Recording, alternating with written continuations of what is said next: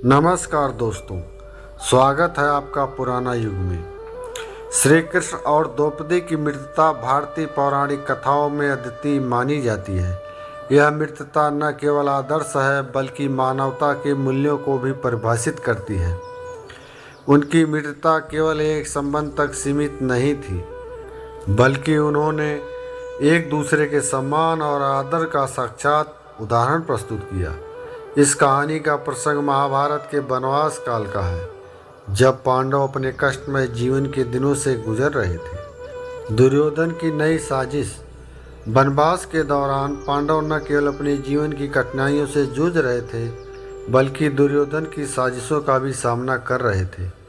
एक दिन दुर्योधन ने महर्षि दुर्वासा को पांडवों के पास भेजने की योजना बनाई। दुर्वासा ऋषि अपने क्रोध के लिए प्रसिद्ध थे। वे अपने 10,000 शिष्यों के साथ युधिष्ठिर के पास पहुँचे। यह एक ऐसा समय था जब द्रौपदी और पांडव भोजन करके विश्राम कर रहे थे। दुर्योधन ने महर्षि को पांडवों के पास भेजने का उद्देश्य यह सुनिश्चित करना था कि पांडवों को परेशानी का सामना करना पड़े। उन्हें पता था कि युधिष्ठिर किसी भी अतिथि को निराश नहीं कर सकते। इस षड्यंत्र के पीछे दुर्योधन का मकसद था कि दुर्वासा ऋषि भोजन न मिलने पर क्रोधित हो जाएंगे और पांडवों को श्राप दे देंगे। युधिष्ठिर के पास सूर्यदेव द्वारा प्रदत्त एक चमत्कारी अक्षय पात्र था। यह पात्र तब तक भोजन प्रदान कर सकता था जब तक कि द्रौपदी ने स्वयं भोजन न कर लिया हो। लेकिन उस दिन द्रौपदी ने भोजन कर लिया था और पात्र अब किसी प्रकार का भोजन उपलब्ध नहीं करवा सकता था। ऋषि दुर्वासा और उनके शिष्य गंगा स्नान के लिए चले गए। युधिष्ठिर ने उन्हें भोजन के लिए आमंत्रित कर लिया था। जब पांडवों को यह याद आया कि द्रौपदी भोजन कर चुकी हैं तो वे संकट में पड़ गए। यह सवाल था कि इतने बड़े समूह को भोजन कैसे करवाया जाए। द्रौपदी की चिंता और श्री कृष्ण का स्मरण। द्रौपदी इन समस्याओं को लेकर अत्यधिक चिंतित हो गई। उन्हें स्पष्ट था कि यदि दुर्वासा ऋषि बिना भोजन के लौटते हैं तो वे क्रोधित होकर पांडवों को श्राप दे सकते हैं। उन्होंने अपने सखा श्री कृष्ण को याद किया। उनका विश्वास था कि श्री कृष्ण हर बार की तरह इस बार भी उनकी सहायता करेंगे। द्रौपदी ने मन ही मन में श्री कृष्ण से प्रार्थना की, हे श्री कृष्ण, आपने दुशासन के चीरहरण के समय मेरी लाज बचाई थी। कृपया इस बार भी मेरी रक्षा करें। इस संकट से हमें निकालिए। द्रौपदी की पुकार सुनकर श्री कृष्ण तुरंत प्रकट हो गए।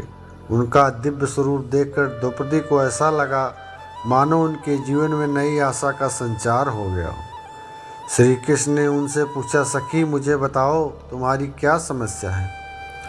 द्रौपदी ने अपनी पूरी समस्या श्री कृष्ण को बताई।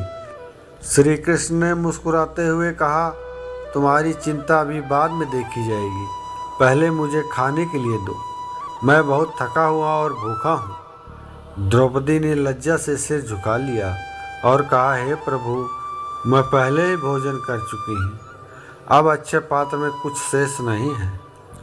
श्री कृष्ण ने कहा, उस पात्र को मेरे पास लाओ, मैं देखना चाहता हूँ। द्रौपदी ने अक्षय पात्र लाकर श्री कृष्ण को दिया। उन्होंने पात्र को ध्यान से देखा और पाया कि उनके तले में एक साग का पत्ता चिपका हुआ था। श्री कृष्ण ने उस पत्ते को उठाया और कहा, इस पत्ते से संपूर्ण सृष्टि के यज्ञ भोक्ता भगवान तृप्त हों। उस समय दुर्वासा ऋषि और उनके शिष्य गंगा में स्नान कर रहे थे। जैसे ही श्री कृष्ण ने वह साग का पत्ता खाया, सभी ऋषियों को ऐसा महसूस हुआ कि उनका पेट पूरी तरह भर गया है। उनके मन में भोजन करने की इच्छा समाप्त हो गई। ऋषियों ने एक दूसरे से कहा, ऐसा प्रतीत हो रहा है मानो हमने भरपेट भोजन कर लिया हो, अब भोजन करने की कोई आवश्यकता नहीं है। दुर्वासा ऋषि ने भी कहा, अब हमारी भोजन करने की इच्छा समाप्त हो गई है, पांडवों के पास जाना व्यर्थ होगा, हमें यहाँ से लौट चलना चाहिए। द्रौपदी की भक्ति का चमत्कार। सहदेव ने गंगा के तट पर जाकर देखा तो ऋषि और उनके शिष्य वहाँ से चले गए थे। उन्होंने युधिष्ठिर को यह समाचार दिया।